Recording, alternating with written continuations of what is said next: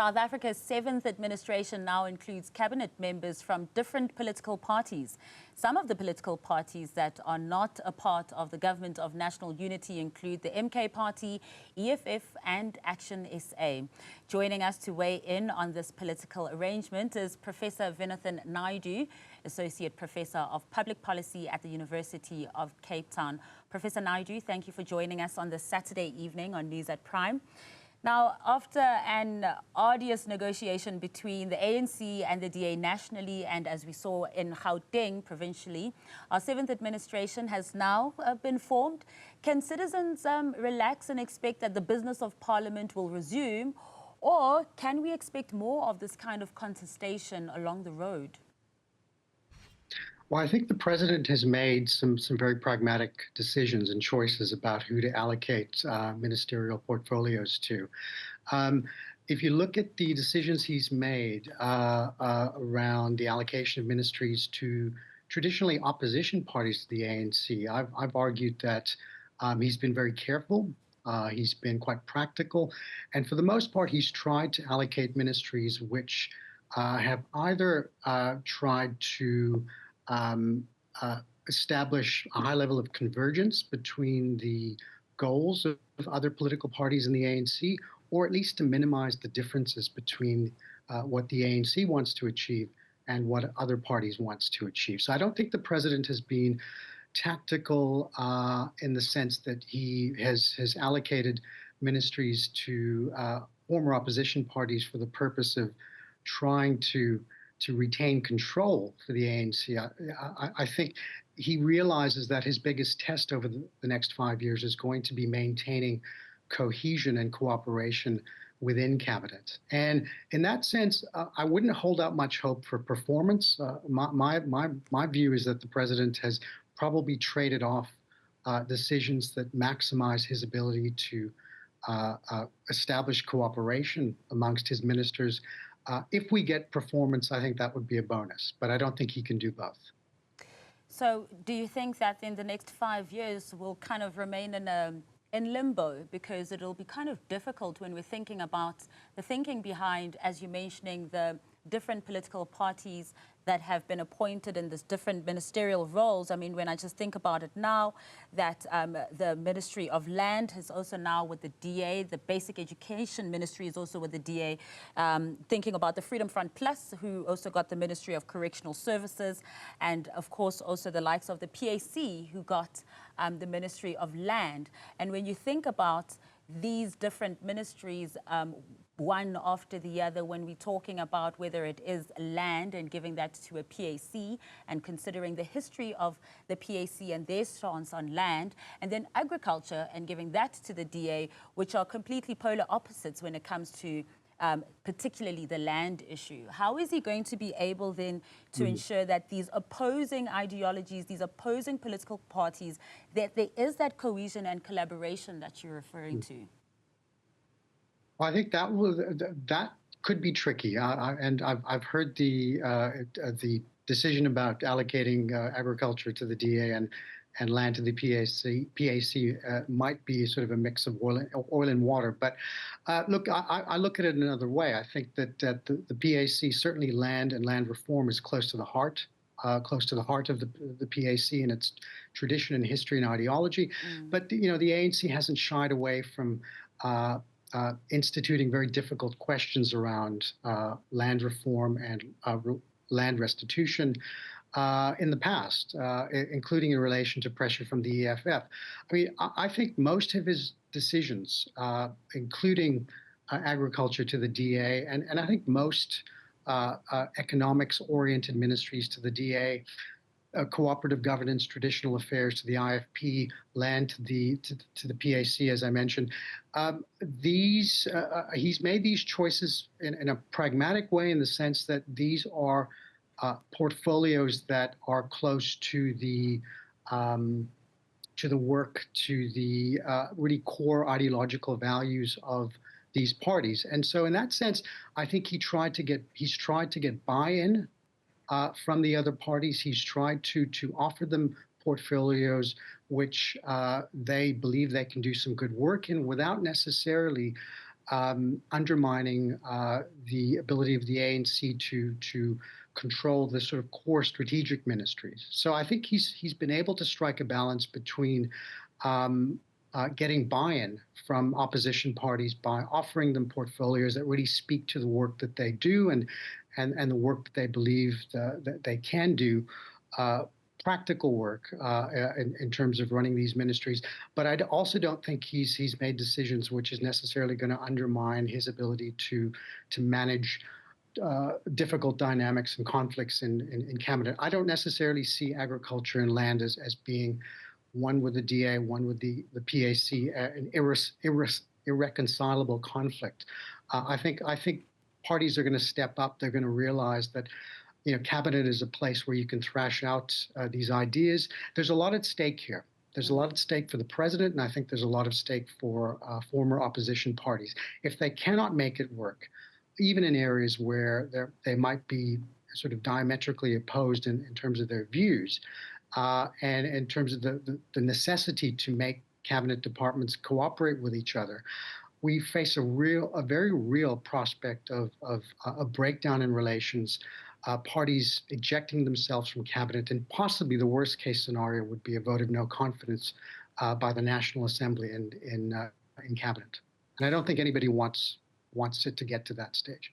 Yeah, and I'm glad you're actually mentioning that as well, because my next question to you would be, what are some of the advantages and disadvantages of having a multi-party cabinet, also considering that since the dawn of democracy, we've had one party who has had a majority? I think one of the big advantages is getting different perspectives, policy perspectives, which traditionally, if you think about opposition parties sitting in parliament and playing their oversight role, those perspectives would not have been aired in cabinet because opposition parties are sitting in the National Assembly and only able to offer different perspectives on the policies that the majority ANC cabinet is implementing from the outside, from the audience, as it were. So now you're going to have multiple views, multiple perspectives from various parties, in many cases, a very sort of disparate ideological parties that have very disparate ideological beliefs. You're going to have those views aired in cabinet. It's going to be very difficult for the president to. It's going to be difficult for the president to maintain cohesion. But I think, if given his choices, I don't see any, for the most part, major problems with the choices he's made. There's a couple of ministries which I think feel a bit to me like, I would say, a hospital pass. I think Home Affairs to the DA. If I was the DA, I would not want Home Affairs. It's a very difficult ministry to extract performance from. I would look at the FF Plus and Correctional Services. I'm not sure the FF Plus would have been happy to have been allocated that position. But I think for the sake of those parties' involvement, those are the only two ministries that I foresee could be very difficult for opposition parties to really drive. But for the remainder, I think the president has made decisions which will probably get the buy-in from those parties. And so you're going to see parties, I think, participate in largely a constructive way in cabinet. The downside would be just I would call it transaction costs. I think the time and the effort it's going to take the president to keep the conversation going, keep relationships cordial and constructive in cabinet, it's going to be much more difficult for him to do that compared to a situation in which all of the ministers are ANC. But I think he is notably a conciliatory man. And he thinks about the long term. He plays the long game, and I think the president's personality is probably best suited to managing these kinds of tensions. So I don't foresee a kind of breakdown in relations, certainly anytime soon. When one looks at how we even came to the formation of the government of national unity and how we came to the formation of a government of provincial unity in KZN as well as Gauteng as well, it didn't come easy. I mean, there was a lot of nail-biting moments for us as citizens as well who were just anticipating the cabinet announcement, for instance. And then, of course, we had Gauteng and all the issues that have gone on there. Should South Africans still then have this hope that, you know what, those disagreements were happening at the beginning phase, these were teething problems perhaps, and now they're going to hit the ground running? But let's say, Prof, that they don't. Let's say they go back to this heated battle, because these are parties that were political opponents for many, many years. Just a few weeks ago during campaigning, they were throwing fingers at each other and insults at each other. How confident can we be as the citizens that they're not going to go back to what may have appeared to be teething problems? Well, one of my big concerns about the ability of the president to maintain cohesion, although I'm cautiously optimistic, and you know, I've said so in this piece a couple of days ago. One of the things that could undermine, or I suppose could be a bit of a spoiler to that cautious optimism, is if political parties, and I'm thinking particularly of the DA, treat their participation in cabinet in a very sort of legalistic, prescriptive way. So I think one of my concerns is this very protracted negotiation. It felt like a legal negotiation between the DA and the ANC over the allocation of cabinet portfolios, and the DA pointing out very specific terms in an agreement, statement of intent, which they, in their view, the ANC was violating. And we see the same thing happening in Gauteng.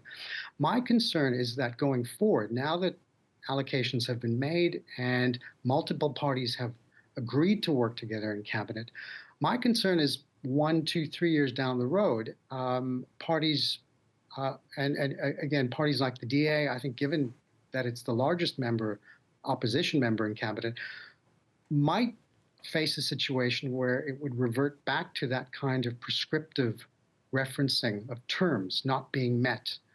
And if they do that again, then you can, and I think you would see a breakdown in relations in cabinet, and you could potentially see all DA members removing themselves from cabinet and going back to the National Assembly. That's not something anybody wants to see. It's not something I want to see, or the rest of South Africa should want to see.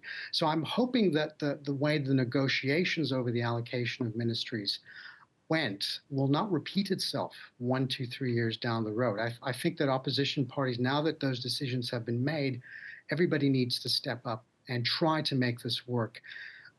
You know, you're always going to get tensions in cabinet, but you know, cabinet is sort of a committee. It's committee government, and in any kind of committee, you're always going to get difficult dynamics cropping up. And the way to deal with those is not to be prescriptive and point to specific terms of engagement and participation. One has to deal with that in a much more informal way, and I'm hoping that cabinet ministers across all political parties will understand that going forward.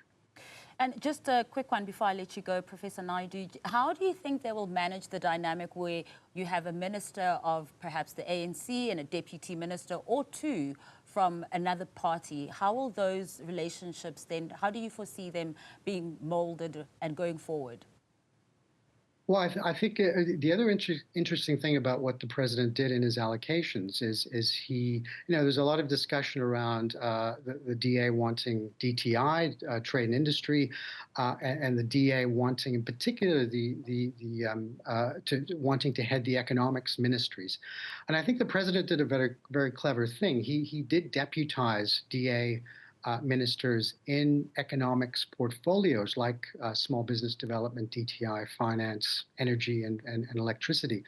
And he also appointed DA ministers in other sort of ancillary economic areas like communications and technology, and I think public works as well.